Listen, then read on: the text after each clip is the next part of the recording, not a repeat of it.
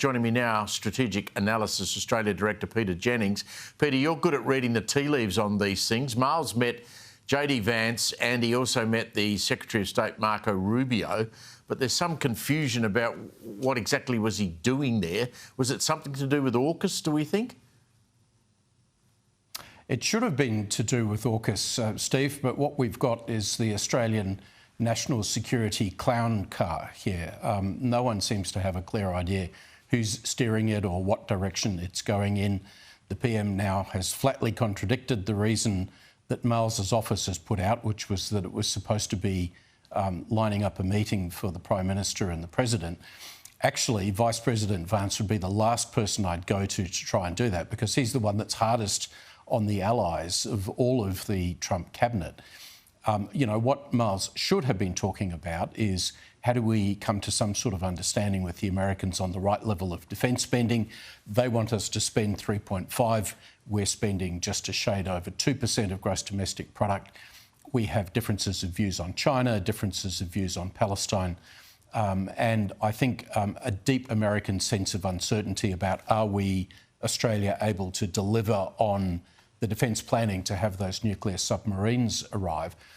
You know, these are substantive and complex issues, not the sort of thing that you can sort with a 10-minute stand-up conversation. And so Marles, months ago, should have been talking to Pete Hegseth, the US Secretary of Defence, but in a detailed way, you know, behind closed doors, not about photo opportunities. And I think what we've had this time round has just been a sense of panic and no clear understanding about what it is that Richard Marles was supposed to be doing on that trip. Prime Minister's tried to laugh it off and say, look, you know, what's everybody getting upset about? It was, you know, we had our Deputy Prime Minister speaking to the Vice President of the United States. It's no big deal.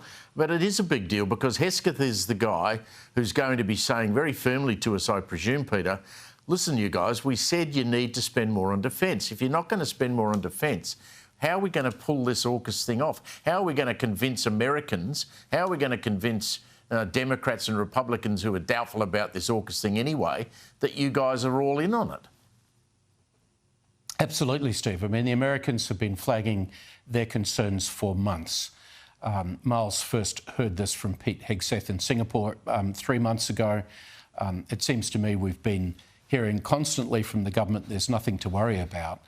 But this trip to Washington, D.C. tells me that there is something to worry about.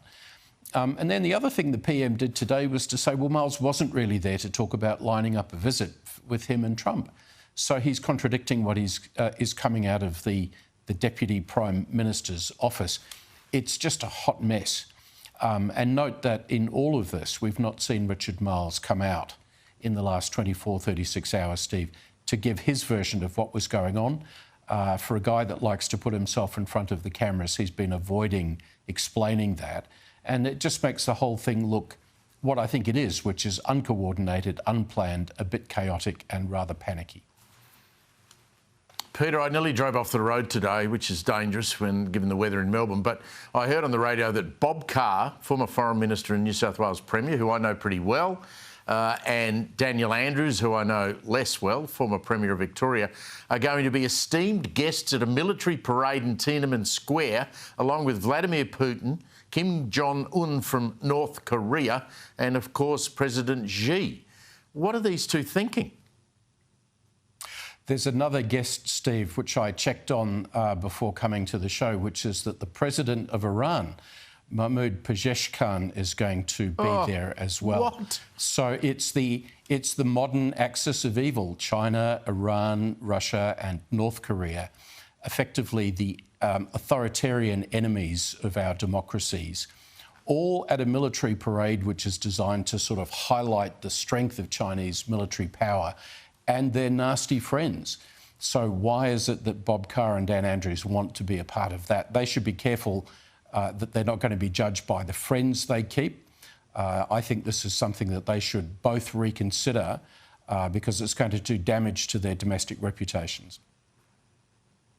Well, Bob said, as if this was going to make it any better, he said, I'm paying my own way to get there. And there was some strange justification that it's celebrating the end of the Chinese-Japanese war. I mean, seriously, as you said, it's a gathering of the bad guys, and these two are going to be paraded around there in some form as saying, look, you know, we're not that bad after all, look who's turned up. Well, and I read the parade is also going to highlight a whole bunch of new missiles which the Chinese are developing. So there's a historical hook, but it's always got a contemporary point, and this is to actually show the effective Chinese military power right now and the strength of their alliance with other authoritarian countries. It's a very bad look. I mean, there is no justification for an Australian political leader to be going to something like that. Peter, thank you very much. It was good to catch up with you on our Friday night program.